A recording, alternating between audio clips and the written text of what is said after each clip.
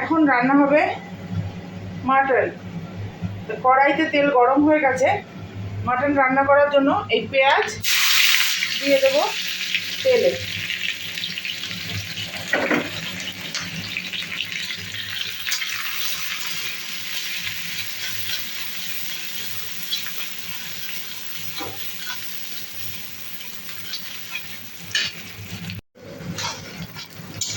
পেঁয়াজটা একটু লাল লাল হওয়া পর্যন্ত ভাজবো বন্ধুরা।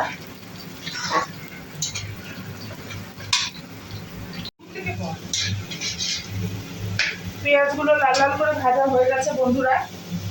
এইবার দিয়ে দেবো পরিমাণ মতো লবণ আর মিক্সির বাটিতে রসুন, কাঁচা লঙ্কা আর শুকনো লঙ্কা ঘুরিয়ে রেখেছি সেইটা।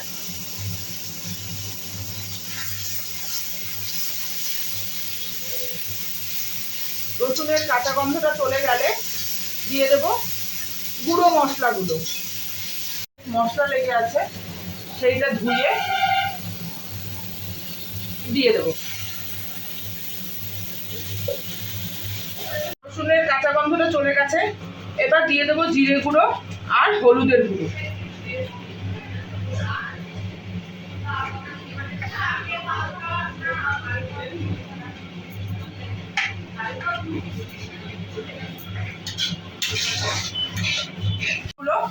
দিয়ে দেবো। এবার টমেটোগুলো বড় বড় করেই কেটে নিয়েছি, সবই গলে যাবে।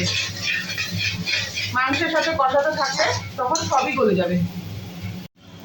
বন্ধুরা, মাটনটাকে প্রেসারে 2টো সিটি দিয়ে রেখেছিলাম। এবার এই মশলার মধ্যে এই মাটনটা ঢেলে দেবো। জলটা একটা অন্য জায়গায় রেখে দিয়ে একটু কাট করে, অনেক জল বেরিয়েছে। তারপরে মাটনটা দিয়ে ভালো করে কষিয়ে তারপরে এই জলটাই দিয়ে দেবো।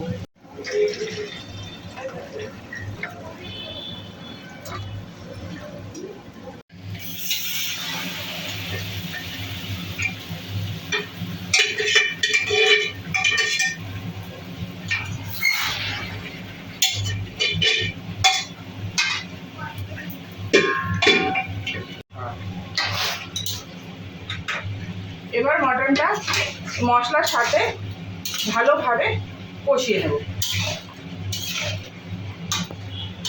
অর্ধেক সেদ্ধ হয়েই আছে, আর এই কষাতে কষাতেই মাটনটা পুরো সেদ্ধ হয়ে যাবে।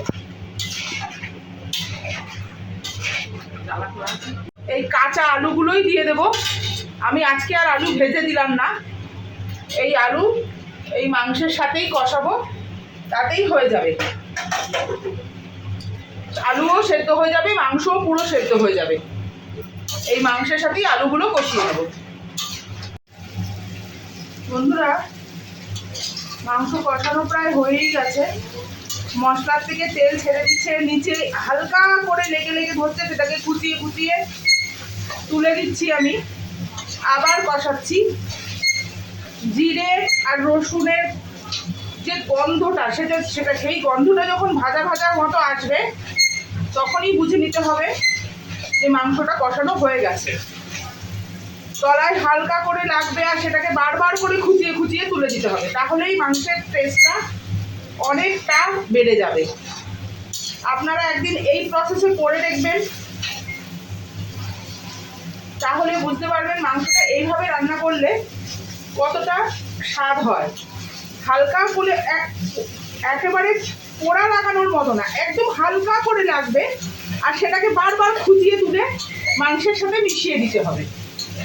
এইভাবেই রান্নাটা করতে হবে যতক্ষণ না মাংসের থেকে পুরো তেলটা ছেড়ে যাচ্ছে। দেখুন, মশলার থেকে তেল ছেড়ে গেছে, মশলার থেকে একদম তেল ছেড়ে গেছে। এইবার ওই যে মাংসটা সেদ্ধ করে যে জলটা রেখেছিলাম, ওই জলটা এবার দিয়ে দেব। তাহলেই সেই জলটা, আর যদি পরে জল লাগে, মাংস সেদ্ধ কম মনে হয়, তখন আবার দেব। আপাতত এই জলটা দিয়েই মাংসটা সেদ্ধ করে নেব।